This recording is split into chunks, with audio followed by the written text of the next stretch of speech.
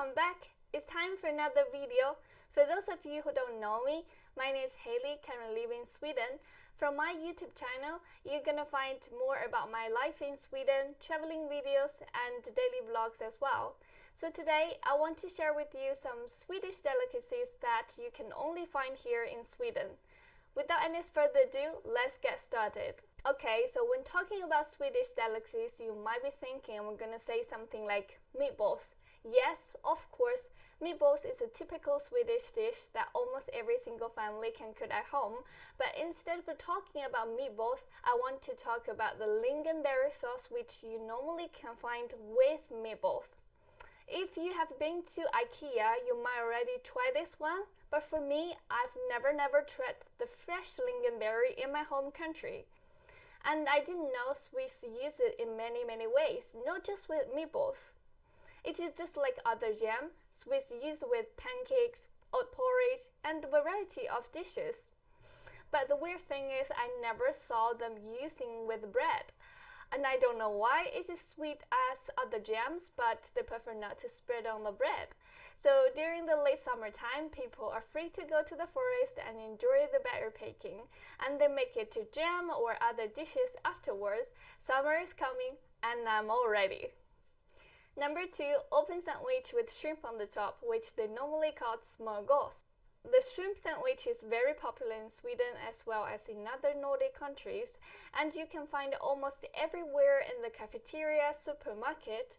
So unlike the traditional sandwich, it is an open-faced sandwich which has only one slice of fresh bread and topped with different spreads. For example, like butter, lettuce, tomato, cucumber, dill, boiled eggs, and shrimp on the top.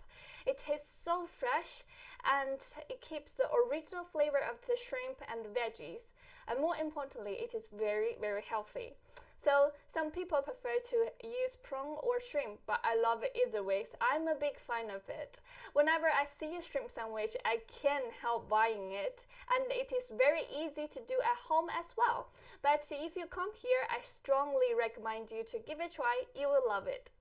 Number 3, cinnamon bun. I only know the word fika when I came to Sweden, and the word fika originated from the 19th century's word of cafe, but nowadays people call it fika. Basically, it means the coffee break in English. But in reality, it is much more than that. Fika is a Swedish culture which provides people opportunities to gather around and socialize. Swedes have one of the highest level of coffee consumptions in the world. In another way, fika can happen a few times a day, not just once. And it is not only about drinking coffee. Swedes usually eat something along with it. It can be a cake or buns or anything sweet. Today, I want to introduce you the most classic, perfect accompaniment to coffee, the cinnamon buns. Swedes love cinnamon buns as much as they love coffee. They even have a National Cinnamon Day, which is every 4th of October. Swedes will always be in the mood for a cinnamon bun. The traditional cinnamon bun are twisted little knots of perfectly soft and chewing cardamom dough filled with butter cinnamon. Unlike American cinnamon rolls, I think it tastes less sweet, and you can find it anywhere in the bakery, cafeteria, and supermarket, and it is definitely on the top of my Swedish food list. If you have a chance, you definitely should try it. Number 4, the chocolate balls. Another sweet treat sometimes people appreciate as much as the cinnamon bun is the chocolate balls. It is like the golf ball size big, and Swedes can easily make at home. More importantly, there's no baking involved. Swedes always make a lot at home and put it in the fridge and just take it out when there's a coffee break. It is also one of the kids' favorite treats after school. Swedes make it on different occasions, parties, coffee breaks at work, family dinner, or picnic. But personally, it is not my thing simply because I think it's a bit too sweet for me. As you can see, there's a lot of sugar around it, but if you eat while you're drinking black coffee, it might be less heavy and sweet. So if you're a sweet lover, you definitely should try it. Number 5, stinky fish. From late August to early September, a stinky tradition is upheld in Sweden, particularly in the north part of the country. This is when the cans of a fermented sour Baltic herring are opened, which is a tradition dating back to 18th centuries. Some people said it is the dead body smell, and sometimes the smell is compared with rotten eggs and raw sewage. This is the Swedish delicacy known as surströmming. Fermented herring is considered to be pretty much the world's stinkiest food. It looks like this. While some Swedes, especially the old people, said it tastes much better than it smells. And I know there's so many YouTubers who have done this challenge before, but I still want to try myself. It suggests to open the can outdoor or in the water to reduce the smell. So just in case I don't want to have this smell for weeks in my room, let's go outside. Okay, now we're in the park and let's open this stinky fish.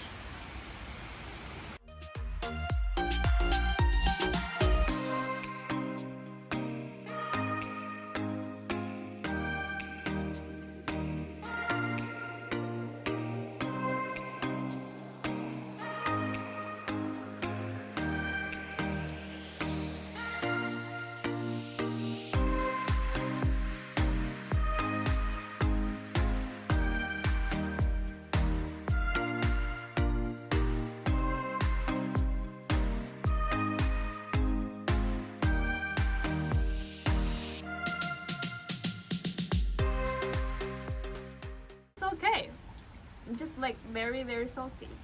I think so. I think I can do that, but just the smell is too strong. And now I believe that Swedish people normally say like it tastes better than it smells. I think that's true. Okay, I'm gonna enjoy the rest. Riddle. Okay, I'm back. I'm so glad I'm still alive. I'm kidding. So one thing to be sure is that the fish is being properly fermented and not rotting or bad. So it has been preserved according to the traditional methods used by communities around the world for thousands of years. So it is safe to eat, but it tastes super salty and somehow to me like the blue cheese flavor. So if you are as curious as me, you can give it a try. Otherwise, watching my video is way too enough. Trust me, I don't want to do it again, never. Number 6, caviar. Kalles caviar is mainly made of salted cod roe, sugar, canola, oil, and spices. It was introduced in 1954 and soon became considered a classic product in the Swedish market.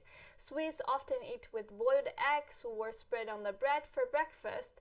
The caviar we are talking about today now is nothing like the luxury Russian caviar that you might try before. I would say it is completely two different tastes. The Swedish caviar is more smoky and stinky and melted in the mouth. I personally cannot handle the taste simply because it's similar as the stinky fish to me, but the Swedes love it so much. If you want to try yourself, I would say don't try after brush your teeth. It make it even worse. Some people said don't try before or after orange juice. It somehow destroy the best taste of the caviar. So you're free to try. If you tried it before, please comment down below and let me know if you like it or not. Number 7, the salty licorice. One of the most popular candies in Sweden is salmiak. When I came to Sweden, I realized candy is not limited to sweet or sour taste. It has bitter and salty taste as well. The salt is mixed with sugar, starch, wheat flours, and extra from dried licorice root, and then heated to reach the desired consistency. For me, the taste is way too strong, and I don't like it at all. Swedish friends told me that just give it time, you will like it because it will grow on you. But so far, I'm still holding back. So in Sweden, people always can find a good excuse to tuck into something sweet. The average Swedish family who have 2 kids and 2 adults eats 1.2 kilos of sweets per week, mostly on Saturdays, which Swedish people call lördagsgodis, Saturday sweet. Why Saturday? Based on the findings from 1957 of the direct relationship between sweets and tooth decay, it was suggested Swedes can only eat candies once a week. So the once a week tradition is historically unwritten rules and that many families still stick to it.